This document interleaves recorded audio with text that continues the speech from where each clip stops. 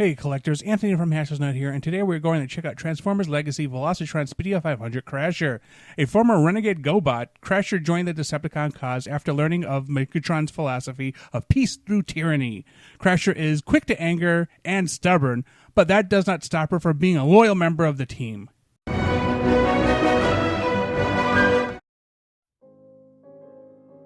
And of course, this is Transformers Legacy Velocitron Speedia 500 Collection Decepticon Crasher. And if you know anything about Crasher, formerly Go-Bot, and if you know anything about the Velocitron series, everything is in vehicle form, smaller boxes. So before we take a look at Crasher here, word of warning, she's going to fall apart. There's like a couple pieces that just fall apart for me. It's just, the pegs just aren't big enough, or the thing is too tight or whatever. Whatever. But before we get any further, here's the box. It has a piece of cardboard inside where the figure is stuck to with plastic tabs. Of course, here's the figure before and after transformation. And if we open up the side, we of course see this inner box, but we also get the instructions and the don't hurt yourself paper. So don't hurt yourself. So, Crasher comes with weapons that Mirage and other vehicles come with. So you get the black pistol rifle here, gun, then the missile launcher. Missile detaches. There's a little scope on it. So, nothing too fancy. And, of course, we look at her. It's nice red, black, and white. Decepticon symbol on there. As anybody knows, she is a renegade from the Go-Bots, but due to licensing issues, there are certain things that Hasbro can't do. I cannot remember what company they're with. Tokiyatu. Start throwing up Japanese names. No, those aren't them. Maybe Bandai. I don't remember, but certain things can't be done anymore, so I guess they can't retread the story itself. So they're just integrating them into Transformers and apparently the MCU for some reason. Go fig. Detach the arms and the shoulders here and just stick them up on the way. You can pull the hands out if you want. So so this is all leg, and problems I'm going to have is one of these are going to pop off and the head's going to pop off. Let's just see how it happens, but it will happen.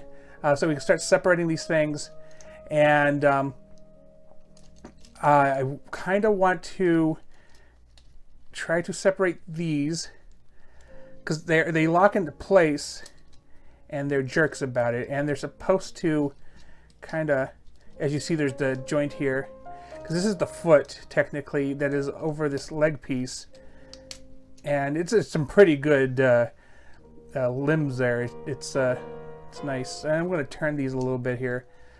Actually, did I turn the right way? Yeah, well, for right now we'll be fine. Okay, so I'm debating if I want to do the top bit first or what, but let's move the arms aside. So here's the head. The head has, yes, this exactly. So it's supposed to be on these little pegs here, and this head just isn't able to stay in there. It's not a good fit, and I've literally just spent a half an hour trying to figure out if there's a way to fix it, and there's not. So I'm going to flip the head upwards and just piece this in where it's supposed to go and slide this little peg piece in here and kind of hope for the best, because there's nothing I really can do about it because the piece is too loose. And it's kind of sad.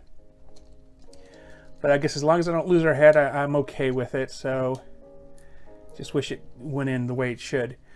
Anyway, you can fold in the tires, and you can close the arms, and they'll cover up those little spaces there, and they're supposed to latch onto a peg there, but for whatever reason mine are picky about it and don't want to do that. So whatever. So our top half is done, and then we just bend this piece here and snap it in, and then her waist is done.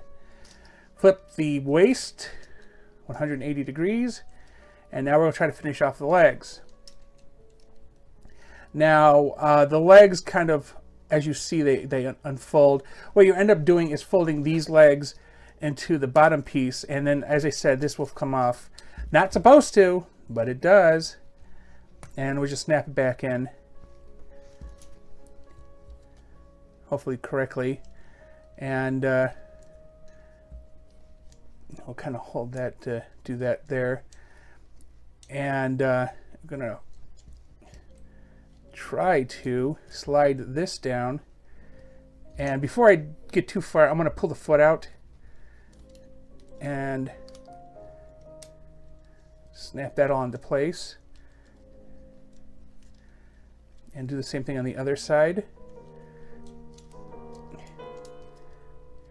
Pull the foot out. Snap that all into place. And then,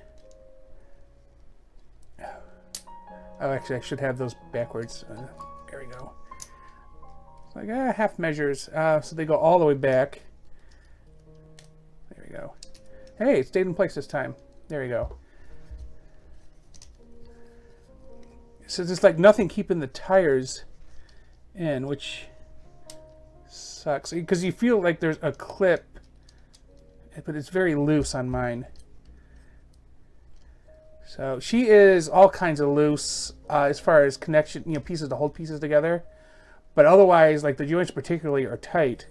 I just wish that certain things would work like they're supposed to, but they won't. So, yeah. But anyway, so this thing does not mount, as far as I can tell, anywhere on her back. I mean, you can stick that right there, and then you can put this in her hand.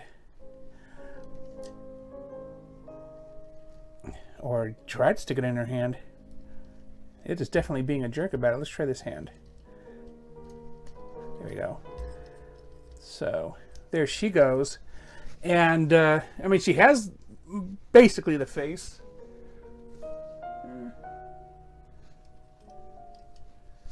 Needs a little, not real any empty spaces. That's pretty good. And I mean, tell me in the comments if your bits of Crasher are falling off, because there's always those two pieces, her head and that one of those wheels. It's very weird. Tell me in the comments your thoughts on this video. Did you like what you saw, and how was your experience with it? Thanks for watching, and please remember to like and subscribe.